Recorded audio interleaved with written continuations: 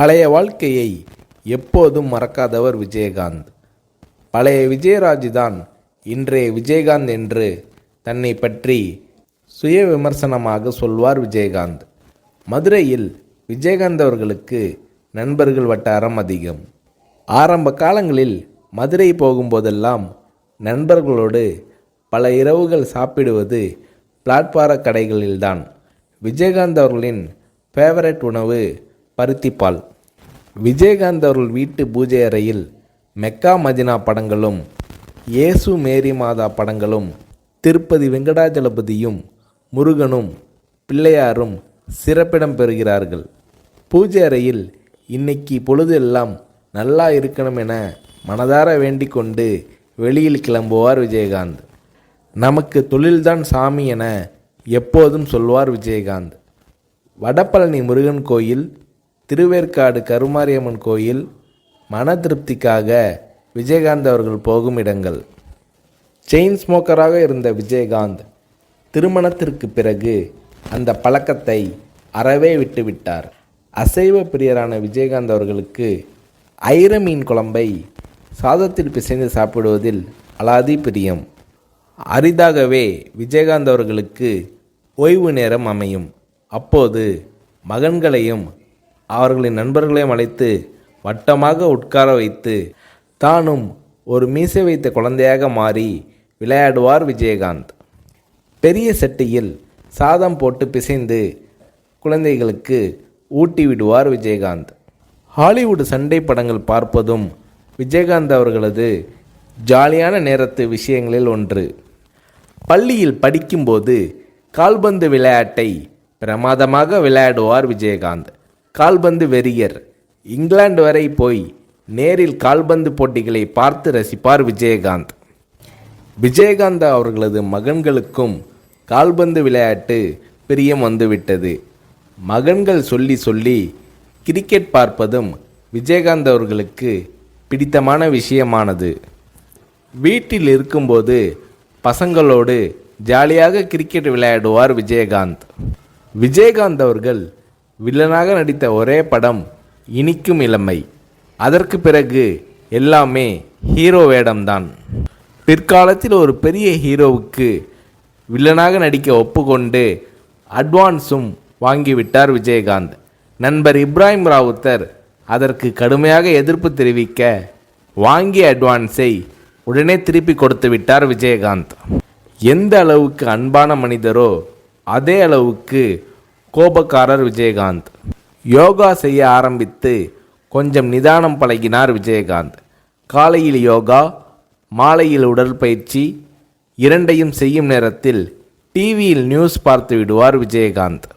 சண்டை காட்சிகள் தான் விஜயகாந்த் அவர்களின் அடையாளமே. அதில் லெக் ஃபைட் விஜயகாந்த் அவர்களின் style.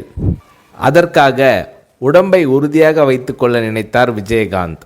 South India's answer to Jackie Chan என்று நல்லவன் படத்தில் விஜயகாந்த் அவர்களை பெருமைப்படுத்தி விளம்பரம் செய்தார் தயாரிப்பாளர் தானு.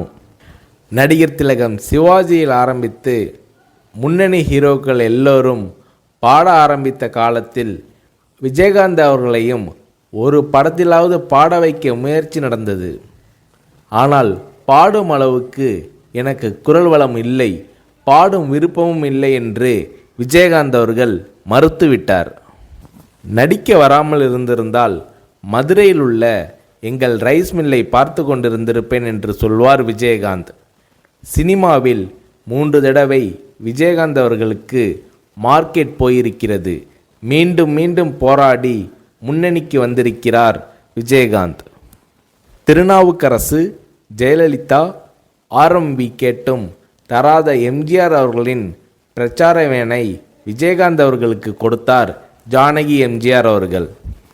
அதோடு எம்ஜிஆர், ஜானகி எம்ஜிஆர் என பெயர் குறித்த மோதிரங்களையும் விஜயகாந்த், பிரேமலதா தம்பதியினருக்கு வழங்கி மகிழ்ந்திருக்கிறார் திருமதி ஜானகி எம்ஜிஆர்.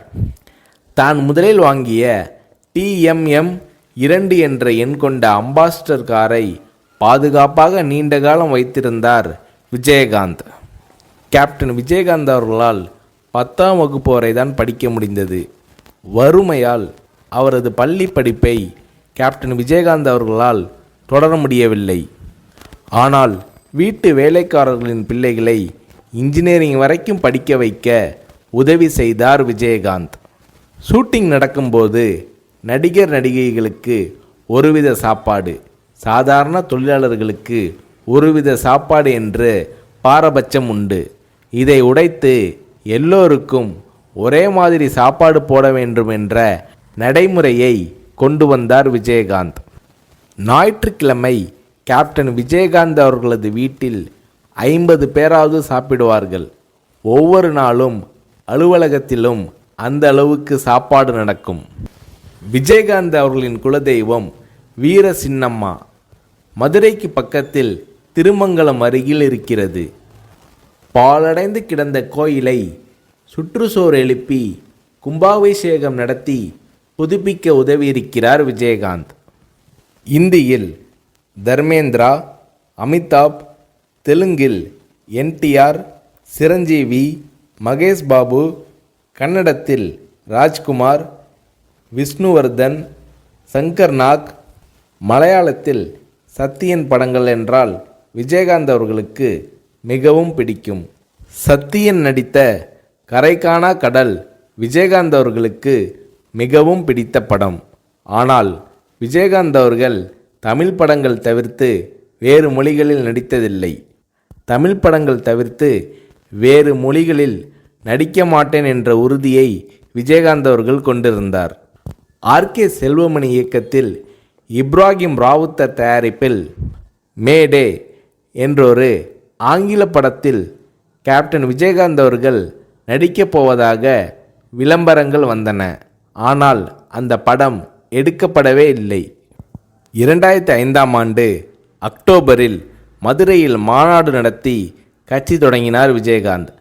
அப்போது அரசியலுக்கு நான் பிழைக்க வரவில்லை, உழைக்க வந்திருக்கிறேன் என்று விஜயகாந்த் அவர்கள் பேசினார். அந்த மேடையில் விஜயகாந்த் அவர்கள் பேசியது அத்தனையும் விஜயகாந்த் அவர்களது மனதிலிருந்து வந்த வார்த்தைகள். வாழ்க்கைனா வசதியாக வாழ்கிறது மட்டும்தானா?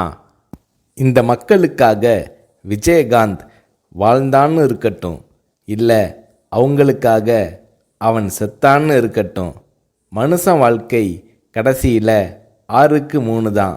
எனக்காக இம்புட்டு தூரம் வந்து உட்காந்துருக்கீங்களே, உங்களுக்காக நான் தான், இனி எனக்காக நீங்கள் தான்.